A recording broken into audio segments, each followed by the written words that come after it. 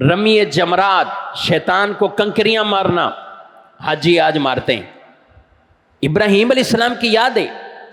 شیطان نے آ کر خیال ڈالنا چاہا، کبھی بی بی ہاجرہ کے پاس،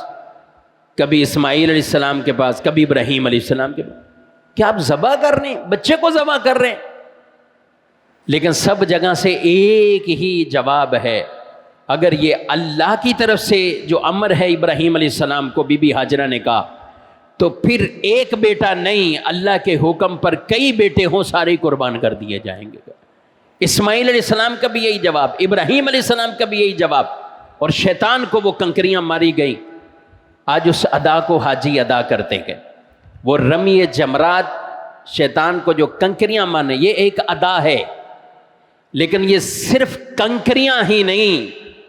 اس کے تصور کو بھی سمجھنا ہے کہ جہاں جہاں شیطان بہکائے، کبھی اپنا نفس بہکائے، تو پھر یہی ادا ہمیں یاد آنی چاہیے۔ یہ صرف حج کے ایک رکن میں نہیں، وہاں تو وہ کریں گے ہی کریں گے حاجی، لیکن یہ عمل لے کر واپسی آئیں گے کہ شیطان کو کنکریاں مارنے سے ہم نے کیا سیکھا ہے، وہ ہر وقت ہمیں یاد رہنا چاہیے۔ واپس ہوں، زندگی میں کہیں بھی گوں، اور اگر شیطان بیچ میں آڑے آ رہا ہو تو پھر ہم یہ کنکریوں والا عمل کریں، گویا کہ تصور ہی تصور میں یہ عمل ہو کہ ہم نے شیطان کو دھتکار دیا اور رحمان کی ہم نے اطاعت کی ہے، اللہ کی ہم نے اطاعت کی ہے۔